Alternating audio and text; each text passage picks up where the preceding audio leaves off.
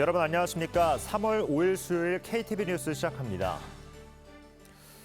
최상목 대통령 권한대행이 급변하는 산업 환경에서 시간 선점이 중요하다고 강조했습니다. 그러면서 정부는 기업들의 적극적인 활동을 위해 파격적이고 과감한 지원을 하겠다고 약속했습니다. 신국진 기자의 보도입니다. 국정현안 관계장관회의 겸 경제관계장관회의 등을 주재한 최상목 대통령 권한대행은 급변하는 산업 환경에 대응을 강조했습니다. 최 권한대행은 통상 환경의 불확실성이 계속 확대되고 있고 주요국의 기술 경쟁도 더욱 치열하다고 말했습니다. 그러면서 첨단 기술 중심으로 산업 전반이 재편되는 과정에서 무엇보다 중요한 건 시간 선점이라고 덧붙였습니다. 산업 전반이 빠르게 재편되면서 주요국의 기술 경쟁도 더욱 치열해지고 있습니다.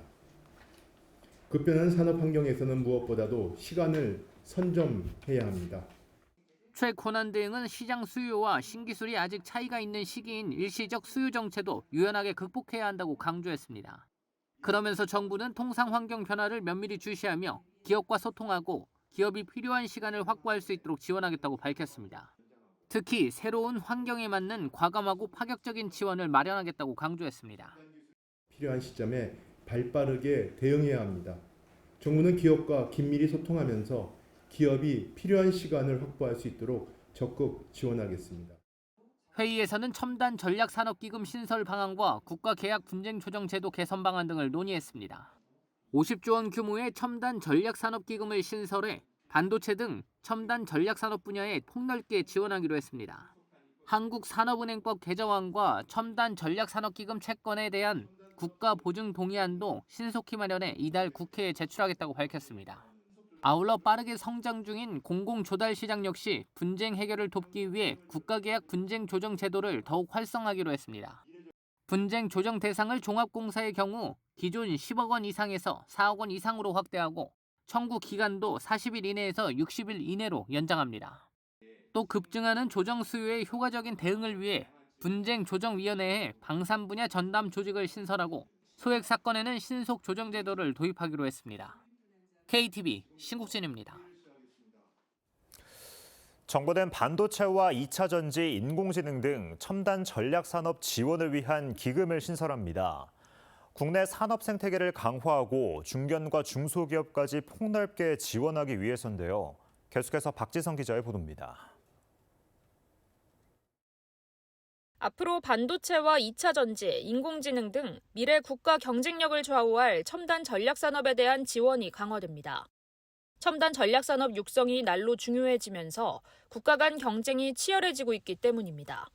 미국은 트럼프 2기 행정부 출범 이후 예고했던 관세 조치를 강화하고 있고 중국은 자국 기업에 대한 대규모 투자 공세로 초격차 기술 분야에서 우리나라 지위를 추격하고 있습니다.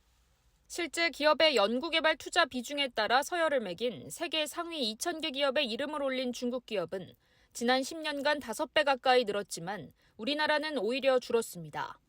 이에 따라 정부는 산업은행을 통해 앞으로 5년간 최대 50조 원 규모의 첨단 전략산업 기금을 신설하기로 했습니다. 각국은 첨단 산업의 패권을 유지하기 위해서 보조금, 세제 혜택, 그리고 투자 지원 등 국가 단위의 총력전을 펼치고 있습니다. 첨단 전략 산업, 생태계 전반에 경쟁력이 제고될 수 있도록 폭넓게 지원할 계획입니다. 지원 대상 분야는 기존의 첨단 전략 산업으로 지정된 6개 분야에 인공지능과 미래형 이동수단 등 4개가 추가됐습니다. 정부는 현재 운영 중인 17조 원 규모의 반도체 저리 지원 프로그램과 통합 운영하되 향후 시중은행과 협력을 늘려 총 100조 원 이상을 집중적으로 지원한다는 방침입니다. 지원 방식도 다양화합니다. 저금리 대출뿐 아니라 대규모 공정설비 투자가 필요한 건 펀드를 통한 간접 투자나 투자 목적의 특수 목적법인을 설립해 지분 투자 방식으로 지원할 계획입니다. 정부는 이달 중에 기금 신설에 필요한 산업은행법 개정안 등에 대한 입법 절차를 밟을 예정입니다. KTV 박지선입니다. 한국은행은 지난해 1인당 국민 총소득이 1.2% 증가하며 36,624달러를 기록했다고 밝혔습니다. 원화로는 4,995만 5천 원으로 5.7% 늘어 역대 최고 수준을 보였습니다.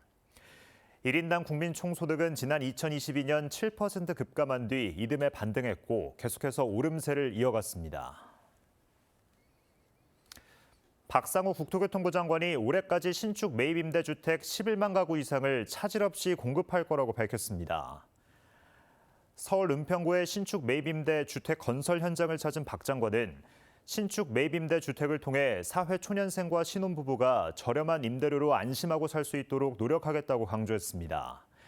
신축 매입 임대는 민간이 주택을 짓기 전 공공주택 사업자가 매입 약정 체결 후 사들여 임대주택으로 공급하는 사업으로 정부는 앞서 매입과 현실화, 세제 혜택과 자금 지원으로 사업을 활성화하겠다고 밝힌 바 있습니다.